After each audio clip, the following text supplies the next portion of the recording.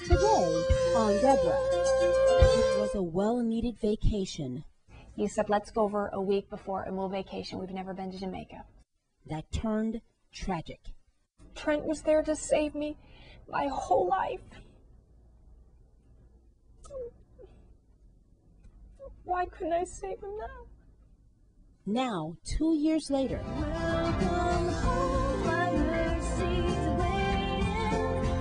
what did Trent want for you, for the 18 years that you knew him?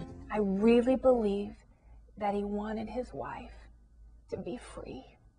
Even now, do you think that even without him, you can find that freedom to go on, to live, to move on, finally, even possibly to let go? Tammy Trent is at home with me. Okay, the secret's out. I don't like to cook, so I engaged the help of culinary diva Michelle Ludwig to prepare a meal for Tammy and me. Can you chop up peppers? I can try. Okay, great. Now, first of all, let me just say now, I'm not a real cook, but I've heard. I can boil some water and cook some rice, but that's not what we're having. No. No, okay. No, we're not. Let's see, what are we having? We're staying, okay, let's show the menu, that's it. Mixed green salad with toasted walnuts and what? Gorgonzola cheese. Okay, what's gorgonzola cheese? It's actually a cheese from milk cow. Okay.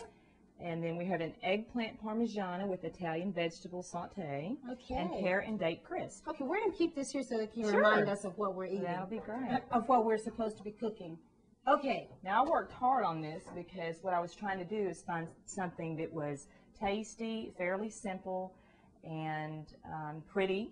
Okay. And had 5 fruits and vegetables in it. Okay. So we're going to be busy. Okay, so let's get started. Okay. I'm cutting this up for what? This is going to be for the Italian vegetable saute, and I will Okay. serve that along with the eggplant parmigiana. Okay. And so, So how do I start? well, just Start with one first of I all. would just take this big knife and go right down the middle, Okay. and I want you to cut it up in really little pieces. Right down the middle. There you go. Okay, don't Just take pull the this seeds middle out. If you want to put them in there to keep it neat, that'll work. Okay. As a vegetarian, I don't get enough protein. So what are some of the things that I can do to get the protein in? Well, you can. Outside of cheese, because I Yeah. love cheese, but it's very, very fattening. And it doesn't do well with my system, my digestive system. Well, you won't have any protein. Our main protein today is through cheese, but with all the Okay. vegetables we're eating, you'll be fine on that Okay. through your system. But, you can get protein through beans, any kind of soy products. Have you tried any soy products I out don't there? really like soy. Yeah. So what are some other options? Okay, how do you want me to cut these up even small? That looks good. That's better than what I could do. don't you Yeah, get it? very good. Yeah, good job. That's Okay. perfect. That's perfect. Okay. Good nutrition really stems from, the very heart of physical and mental and spiritual health. I mean, that's just where it all stems from. That's the foundation. I'm on the board of the 5-a-day program. We just try to raise awareness on getting more fruits and vegetables into the diet. Okay. At least 5 a day. Everyone should have at least 5 a day, and particularly fruits and vegetables that are bright in color. Why do we want to eat so many fruits and vegetables? Well, there's many reasons. They contain vitamins, minerals, fiber, phytonutrients, which is what's in the color. So you want to eat fruits and vegetables that are really colorful. Let's see, there's also enzymes, which are a little complicated, but enzymes exist in raw foods. So it's kind of good not to cook your foods too much because you kill some of those delicate enzymes and phytochemicals. No, you're sounding too complicated for me. I'm sorry. I just want to eat well and digest well. Well, how can you make it simple for me? I just want it. So basically, 5 a day. Fruits 5 and a vegetables. day. I think I'm beating you. Yeah, I think you are I'm too. almost done. Did we have any bread? You know bread? No bread, honey. Oh, I can't have any bread? No bread. There's just too much other things. Oh, but I've my got a goodness. good dessert. It's called a pear and date crisp. Okay. And let me show you these dates. It's going to scare you to death. In fact, I told my little 3-year-old boy, I said, honey, you want a bug? Oh, no. He goes, yeah, and he ate it. I'm like, you really knew that wasn't a bug, didn't you? Oh, my goodness. But he anyway, probably- these Oh, look my scary, goodness. don't they? They are It's a pitted huge. date. They're really good. They're high in iron and calcium and potassium. Okay, But so they're what going is to that go going in to with be? my pear, and we'll bake it. What else goes in? A little vanilla, graham cracker. It's good. You'll like it. And we'll even put a little ice cream on top. Was I supposed to cut up all 3 of them? Yes, that's beautiful. Do I need to chop them even more than that? No, I think we're doing You great. don't want me to, to do that thing? We'll do that thing. Go, you go, girl. Let's see you do that thing. Okay. Wow.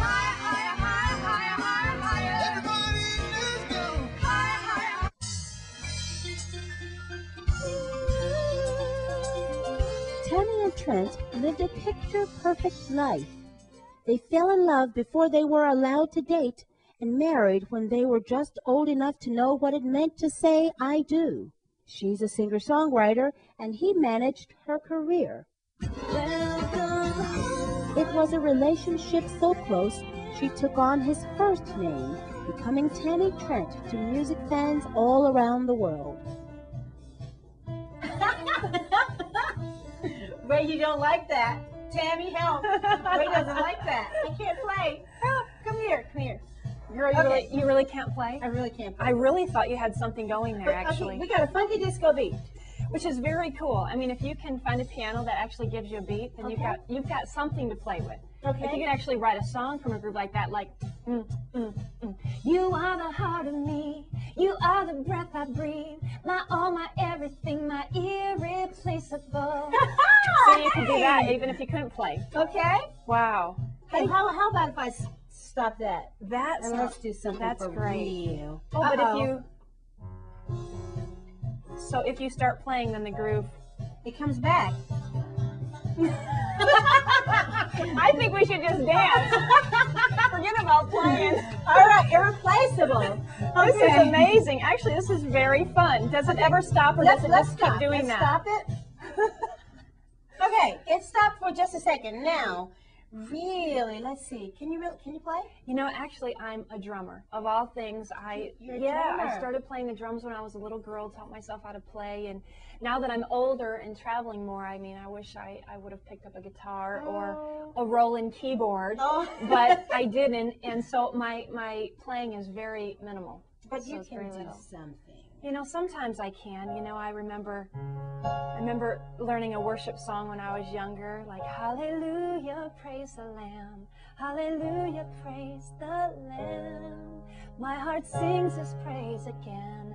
Hallelujah, praise the Lamb.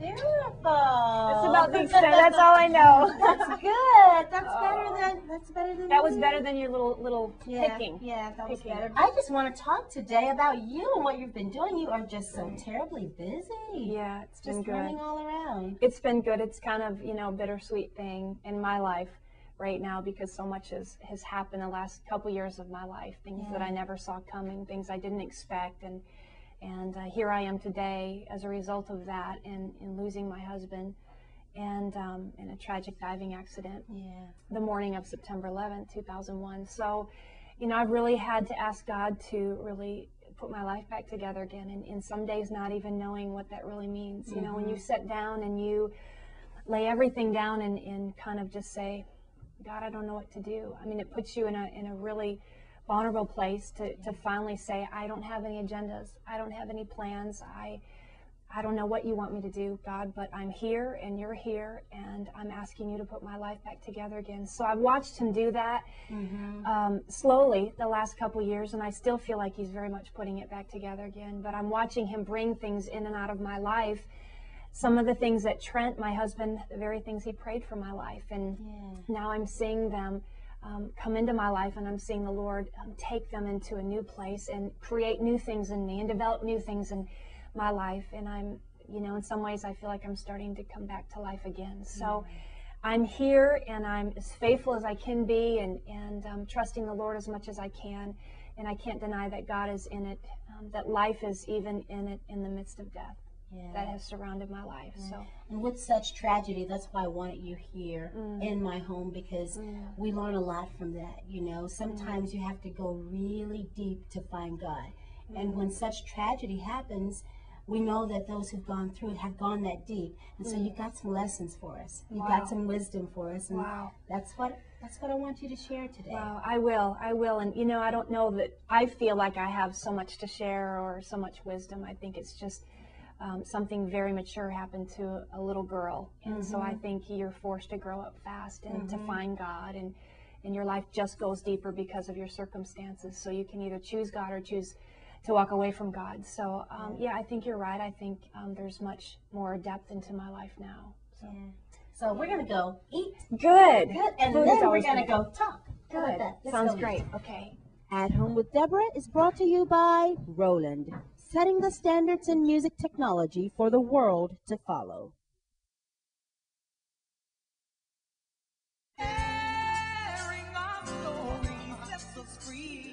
Maybe I can learn something from you. Come in here. I haven't spoken with Tammy since before the tragic death of her husband more than 2 years ago. I check on her by visiting her website and reading her email updates, but I yearned to talk to her face to face. So I invited her to my home for a little music, lots of laughs, great food, and intimate conversation. I'm good. I'm very good. Good. It's been, last time I spoke with you, it was actually Trent set up the interview with us for the Music Without Walls during GMA. I remember that. Yeah. I do. And he was so helpful. I mean, he ran everything. He did. Yeah. He did. And, you know, I think those are some of my most treasured comments that I get from people that actually had a chance to work with Trent. When they tell me some of the experiences that they had with him and just what an awesome guy that he was. You know, I got to live with that, and it was magnified. All that people saw in Trent on the outside, you know, I live with it every day. And he truly was that kind of person. You know, the kindness that people felt from Trent overflowed into, you know, our lives and our marriage. And he was just an amazing person. And it's a thrill for me to know that so many people got to know him and got to see that in Trent. And my life will forever be changed because of a man that God placed in my life. He changed the heart of a woman, you know, and it's hard for me to think about living without that every single day. Yeah. And it's a new journey for me to try to, you know, take on all the lessons that, you know, I learned from Trent, and to try to walk them out alone now is very challenging for me to live without him. But my life will forever be changed because of it. I remember during the interview, you said how that you felt like the poster child of Christian music, and how Trent has always been there for you, and all of the things that were happening, from the record deal to not knowing if, you know, where everything was going, but you wondered what in the world was going to happen next. And then I got the email, you know, about Trent, and I was like, oh my God, you know, tell me about what happened on that day as you were sitting, you know, waiting for him. Well, we actually were asked to go over to Jamaica on a mission trip in September of 2001. And the fun that he said, let's go over a week before and we'll vacation. We've never been to Jamaica. So we went over a week before and we vacationed for a week. Had a great time, had an awesome time. And we had one day off in between the vacation to start the mission trip. And Trent had been scuba diving since he was 12 years old. He was amazing at it. Brilliant, smart, educated, just very, very wise, and never did anything to take a risk. So he knew what he was doing. And that particular afternoon, he wanted to go to a place called the Blue Lagoon, and he wanted to explore and to go diving into the lagoon, because in the middle of the lagoon, there's a hole that goes down about 240 feet deep. So we headed over there for the afternoon, and we had lunch on the side of the dock together, and then Trent went over to the edge of the water, and he suited up to get into the water. And this particular afternoon, he wanted to free dive, and that's where you go in without oxygen, without tanks. And Did you do that often? he did, and he was just learning how to do that more, and he was practicing more, and that's really where you learn a technique of even holding your breath. And he could hold his breath up to 5 minutes underwater. He was amazing at that, and he would practice every night in the bathtub. So I knew it. I timed him. I knew it. I knew he could do it. And he was so calm. Half of it is just being really calm, and your body movements and everything underwater, and it was just amazing. So that afternoon, he decided to go free diving, and he suited up on the side of the dock, and we sat there together and had a conversation. He asked me to take a couple pictures of him, and I did. And now they're some of the greatest gifts that God gave me. And I sat there and watched Trent slip into the water, and halfway between the dock and the hole, Trent lifted up his head out of the water, and he waved goodbye to me. And I had no idea at that moment that that would be the last time I'd ever see Trent again. And I sat there on the side of the dock, and I watched him come up and down for breath every 5 minutes. And I sort of got sidetracked watching some other swimmers and snorkelers in there at the time, and he said he'd be gone for about 15 minutes, and probably about 30 minutes went by, and 40 minutes went by, and I started to think about Trent and where he was. He would never do anything to scare me, and if he said he'd be gone for 15 minutes, that's what he meant. And so I started to watch in the lagoon for Trent, and I couldn't see him. And then a boat came into the lagoon and went right over the hole, turned around, went right back over the hole, and then it docked. It was absolutely a moment that took my breath away as I saw the boat coming in there. But it prompted me to now look for Trent even more intently. So I stared at the hole longer, and I got closer to the water, and I watched, and I couldn't see anything. And it was at that time, the first moment, that fear completely came over me, and I was trying to fight it with everything within me. Kept telling myself, this is okay, he's okay. So I went over to the dock, and I asked that boat to take me out to look for Trent, and we went out. We circled around that hole for 10 minutes, for 15 minutes, and I couldn't find anything. And I went back to the side of the dock, and I remember standing there with tears racing down my face, realizing that my life would never be the same again. I knew something was wrong. I knew something was horribly wrong, and I didn't know what to do. So I called in a dive team, and I asked them to search for Trent.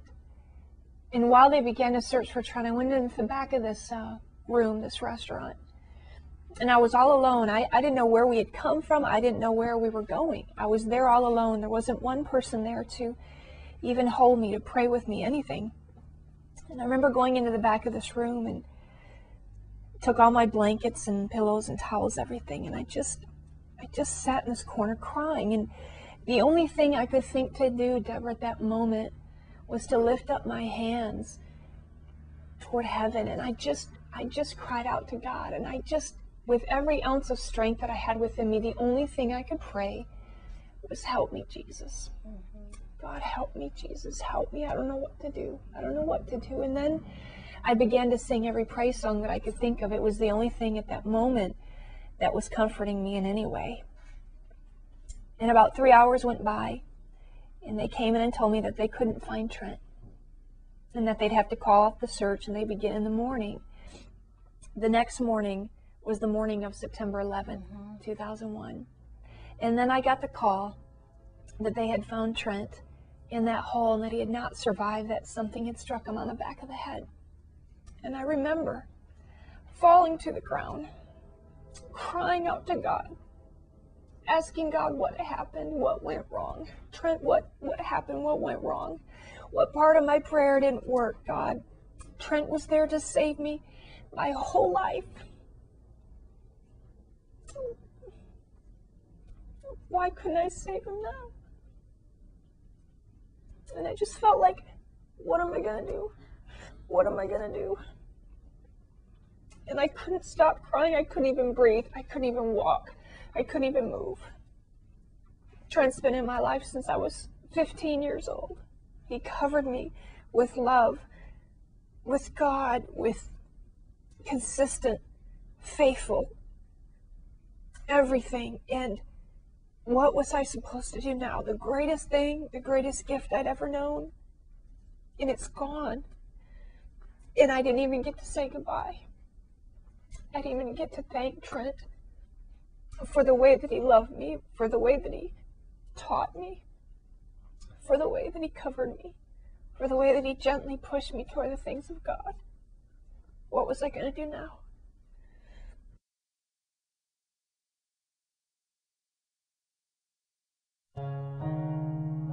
Tammy Trent is At Home with Me.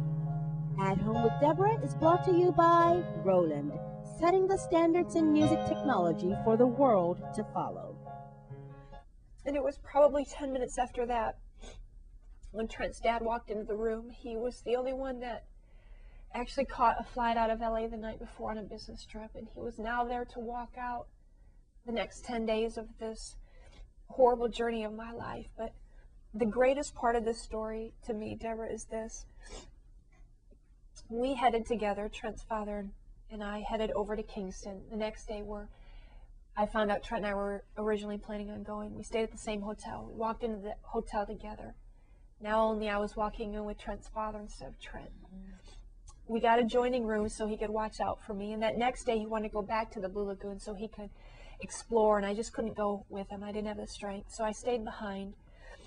And that night before I had slept in the bathroom, I drug all my pillows and my blankets, everything in the bathroom, thinking that I could get a good night's sleep in the bathroom. And when I realized that he was gone, I tried to stand up. And I remember hanging onto the side of the vanity, and I looked to heaven and I just said, Jesus, if any of this is real, if you are real, if heaven is real, if this is real, see, I know all the right answers. I've been taught my whole life, and I've been telling everybody else. Now I want to ask you just for myself one more time, if this is real, could you just send me somebody? Could you just send me an angel? I just cried out for one angel. Like, I miss my mom. I miss my sister, my best friend. I just missed that touch of a mom. And I cried out for one angel. If you could just send me one angel to hold me. And something came over my spirit, said, Tammy, get up and move.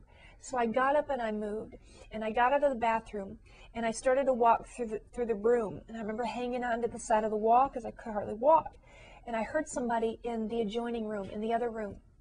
So I walked over to that opening there. And I looked in, and there was this Jamaican woman standing there in a Hilton housekeeping outfit. It was still with tears running down my face. I looked at her. I said, ma'am, could you just come in and make my bed? Could you just come in and make my bed? And she said, yes, I've been trying to get to you. She said, I could hear you crying, and I've been trying to get to you. She said, could I just come in and hold you? Well, I completely fell apart because she was an instant answer to my prayer. And I knew at that moment that, yes, God was very real. And I said, yes, come in. And in the moment she did, she wrapped her arms around me, and she began to pray for me. Now, I had no idea she was a believer. She had no idea I was a believer. But we sat there hugging and praying together, and I thought, wow, I had no idea that angels wore Hilton housekeeping outfits. You know, I would have called this woman sooner if I had known that. And then we released, and she began to make my bed. And I went into the other room, and I could hear her singing praises to the Lord. And it was truly the most beautiful thing I'd ever heard, and yet she was so off key. But it was so beautiful. And I went into the other room, and I sat down by this table, and I had a Bible sitting there. And I just said, Lord, could you give me one more thing? Just give me something just more. asking for it. You know what? He tells us, ask him. Yeah. Ask me, what do you need? And this was a moment of absolute need in my life. And so I said, could you give me one more thing? Something that I could take with me every day.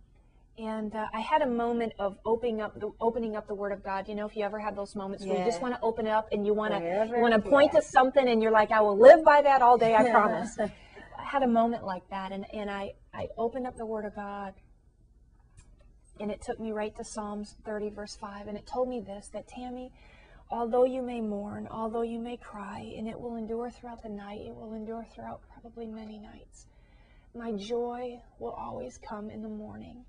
It's a daily struggle for me, still many times, even after a couple years now.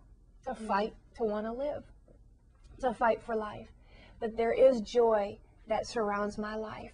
Without it, there's grief in my life that I've walked through. Without the joy that surrounds it and covers it, I could never make it through this. So I stand on that promise that joy comes in the morning.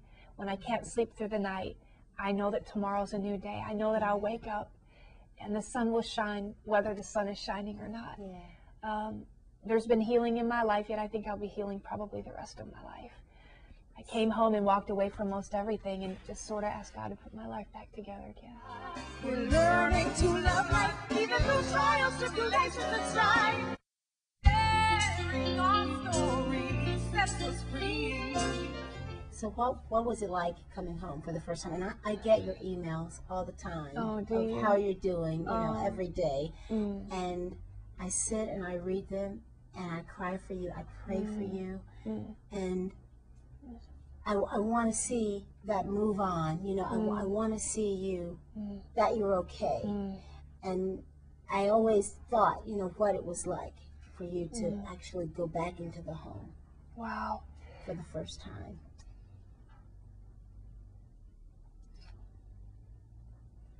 I had probably a good 30 minutes by myself, and I remember seeing Trent's shoes by the door, and everything was completely the way we left it. I think that's the hardest thing to face, that everything's the same, except for it's very different now. Seeing Trent's things where he left them. I actually made it through the house okay and to his office and went upstairs. The last place I stopped was our closet. And I remember sitting on the floor in the closet. And I think that's when I felt the weakest. And I just laid there on the floor for probably about an hour crying. So now you've had two years. Yes. What really happened? Do you know? Have you gotten No. a sense of what really happened? I don't think I'll ever know really the full reason why. I stopped asking those questions early on because I felt like I would probably find myself in a pit if I continue to ask, because that's the mystery of God sometimes, of just the process of getting from A to B is very difficult sometimes. I can't deny God's hand in my life, so I just have to trust him through this. We talk about our destiny, we talk about God's plan for our life. I immediately felt like, what part of the plan didn't work? I thought I was in God's will. I thought we were in God's will. What went wrong? And I'm trying to get to the place of realizing maybe Trent's destiny was completely fulfilled. Maybe he was a man that was created to change the heart of a woman and to prepare my life for something else. And maybe his destiny and God's plan for Trent life was fulfilled. Maybe God felt like I was ready for something.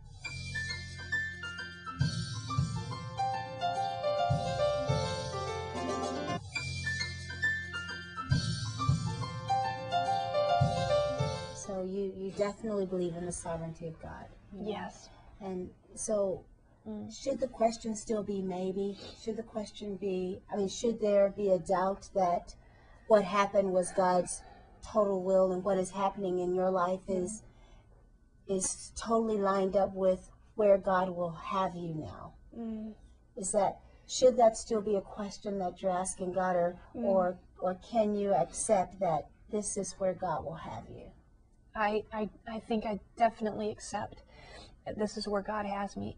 If I could be honest, I could absolutely say I hate it. I do not like it. I don't like it. I wish I could switch testimonies with somebody. I wish he could have picked somebody else. I fight that every day, and yet I know that this is where I'm supposed to be. I know that this was part of God's plan for my life. I don't like it. But I know that I'm walking in it, and I see fruit from it, and I see life in the midst of death. And I know that Trent is still very much a part of it. Yeah. So what did Trent want for you? You know, for the 18 years that you knew him, he was he was your manager, he was your husband, he was everything. Yeah. So what did he want for you? You know what? I mean, as funny as it is to say, I don't think he wanted the big record deals. I don't think he wanted the book deals. I really believe that he wanted his wife to be free. He wanted me to be completely content. He wanted me to be a happy woman. He wanted me to know God.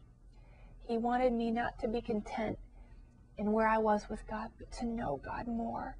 You said he wanted you to be free. Even now, do you think that even without him you can find that freedom to go on, to live, to move on, finally, even possibly to let go? Yeah, you know, I definitely. I think I fight to let go every day, and I fight to hang on every day. I do believe that I'm walking in freedom, and I think I'm becoming more free with each passing month. I want to say day, but I don't know if it's each passing day, but hopefully each passing month I get more free, and I understand more clearly what God is really doing through all of this. Trent would long for me to be free. He would long for me to be happy and to be as close to God in this as much as I can, and just to trust Jesus. I know that, and I'm thankful for that covering in my life, because without that, I don't know if I would be walking with the Lord right now. I don't know where I would be. I would hope to say I would, but I don't know. You know, you hear so many stories when people go through something like this, how they blame God, angry with God, and turn from Him. And I'm glad that my path has been a different one, that I've tried to trust as much as I can. Well, you know, you've had some hard questions. Why not? You know, why not turn? You know, I know. It's a hard road. Especially when you're both serving the Lord, you're in ministry together, such an incredible relationship. Yeah, I mean, why would this be God's best for me? You know, yeah, you have all of those questions, and I've gotten angry. Absolutely. I've tried to be careful not to get angry with God, because He was truly the one friend I had in Jamaica when I lost Trent. He was the only thing I had, you know. So I learned early on that I had to cry out to God, and I did that, and He answered me. He was there. So how could I come back home and start getting angry with the one friend, the one father that was there for me at that moment? You know, I'm frustrated because I don't understand the Father's ways sometimes, but I've protected my heart from getting angry at Him. But I get angry at other things, little things, you know. I was trying to saw down a little tree limb today. Oh my goodness, girl. And I was halfway there, and you know, that stuff calls for a man. You know, I'm a girl out there, you know. My neighbors are coming out like, do you need help? I'm like, no, I can do this. And you know, I just had that much more to go, and I was sweating like crazy. And I remember just stopping and just saying, I hate this. You know, this is a man's job. This is my life, though, for the rest of my life. I hate this. Why? You know, I think it just felt like, where's Trent? You know, why am I having to do this stuff? I shouldn't, you know, it just brings up all of those feelings again. And I get angry that I'm all alone, angry that He's not there to chop down that limb. And just when I'm just feeling like, God, I hate this, my neighbor comes over and she says, Tammy, she's this beautiful Asian lady, Tammy, and she's got this chainsaw. And I started laughing so hard. I was like, oh my goodness, like I got the chainsaw. Like, isn't that God? I know. So here it is, this electric thing. I push a button, it's like, and it's done. You know, and she walks away, and I'm laughing, you know, and I still don't want to accept that was God. What if God sent you another man? No. No, it got it. No. You know, you know, I'm so absolutely not interested in that right now. It's a good thing. But can that be part of freedom? I don't know. I mean, I don't What think Trent would want for you. I mean, it's all a great. It's a great question. Sounds good. It sounds good, girl. It sounds great. But you know, I think that. I mean, it's interesting, and when you say, "Is that a part of freedom?" My initial response would say that having a man doesn't mean freedom in my life. Okay. You know, I think that would just, I think I'm in a place where I am completely content and very peaceful, and I feel like as far as a relationship, man and a marriage, that cup for me is very full. It's very full, and I have so many other empty cups in my life. And so I feel like I've just sort of said, God, I experienced something that people may never experience in a lifetime with Trent. That cup is very full, so I'm going to go ahead and put it over here on the mantle. I've got a bunch of other empty cups, so if you don't mind, maybe we can sort of focus on those. And I think God is saying, girl, I'm okay with that because I've got so much for you to do. You're going to be so busy. If you don't mind, let's just try, let's do it. And I'd say, I'm totally cool with that. I don't know if I'd have time for a relationship. I'd love to kiss, but, you know, if you'd like to kiss, let's go for it. But But the marriage thing is out. The cup is already my on the cup is mantle. full. I'm so, you know, and I'm not saying that I'm closed-minded to it. I'm just so not interested. And I feel like, you know, there's still healing in my life. And I feel like if I were in a relationship, there would be constant comparing to Trent. And that would not be fair to anybody. So until that part of my life, I've, you know, moved on from that, I don't think it would be fair. And I think it feels peaceful because I'm so not interested in it at all. And I haven't met anybody like Trent, not even friends that come into my life. So I'll never settle. I will never settle for second best. And I think people need to hear that. Do not settle. God's got great things for you. And if that means you're in a state of singleness, then enjoy it. Enjoy it. God still has great things for you in that. But don't ever settle for second best, and I will never do it. And if that means that I'm single the rest of my life, then I will do it with great joy. But okay, he's like, wrap up. No, wrap up. No, we're talking about boys. We got more to talk about. We got a couple more to talk about. Going that round, going to a higher place. Sharing our stories, just so free. You know, I'm about the last person to give anybody any advice on a husband. So I'm going to leave it at that. Good, good. I'll leave I think it we there. covered that clearly. It is done. So we're not advertising for you. No more emails, fellas. That's it. You don't need their covering. No. Every guy wants to sort of save me. You know, I think it's funny. It's sweet, you know, in some cases when they want to be a brother type. But other than that, it's just, you know, the only saving I need is from Jesus. So I'm all good. Where is that relationship? Where is your relationship with God? Oh, it's good. You know, I think it's probably the best it's ever been just because I have lots of questions, which makes me try to search more for answers. And lots of conversations with God, very real conversations, like, Lord, I'm frustrated today. Or, Jesus, it's a great day. Thank you for what you give me today. Thank you for life. I think it's very much more conversational. It's probably more real than it's ever been. I'm learning, too, that God can handle anything. When I am frustrated, when I am angry, He wants to talk about it. He understands it. He wants to know how I really feel. And I have learned that God can handle anything, even if I was angry. He can handle that too. He's a big God. He understands, He's patient, He's loving, and I think I'm probably understanding more of who He is in my life, which is good because it's putting Him in a proper place instead of this big person in the sky that is being cruel to me and mean and taking things away. No, I see Him more as a loving Father who wants the best for me, even when it doesn't make sense. That He's still there in the middle of it all, that He's a friend that I can call on any time, and He's faithful to me. He really is. My plan didn't work. I thought I had it all figured out. I thought I was walking in the plan. It didn't work, but that doesn't mean that God's plan isn't continuing to work in my life. So I guess I'm just, I'm in a good place. I think as believers, we can always know more. We can always go deeper. So I would definitely not sit here today and say, I'm just right where I'm supposed to be. I hope I'm closer to that every day, every month, every year. What has been your biggest lesson? What is the thing that you can come out of this now and say, I have victory? I'm surviving.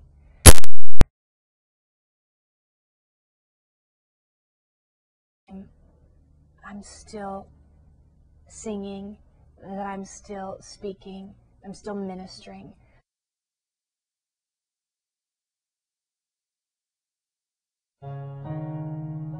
Tammy Trent is At Home with Me. At Home with Deborah is brought to you by Roland, setting the standards in music technology for the world to follow. Good job, Michelle. Definitely. Beautiful. Thank you. Yay. Yummy, yummy. Do you mind that we don't have any meat? No, I heard you're a vegetarian, aren't you? I'm a meat girl, but I really am. I love meat, so I should really try to get off of that and eat more of this Yeah. stuff. So Now this is, I actually cut up these vegetables. wow, so they're gonna be extra good. Extra Extra good sweet. because I cut them. Yes, and so this is, here's Okay. the menu. You see what we're having What there. are we having? Yummy, yummy, yummy. Yes. Yummy. Okay, Okay, so we can eat it now. bless Yes. this food. Bless it. That's what we need to. Oh, we prayed earlier. Yeah. That's, Well, you know, I prayed the first of the year for the entire year. Lord, bless my food this whole year. This is really good. Okay. This is really good. I'll be right there. You coming? I'll be right there. You need a little help? There you go. Almost there.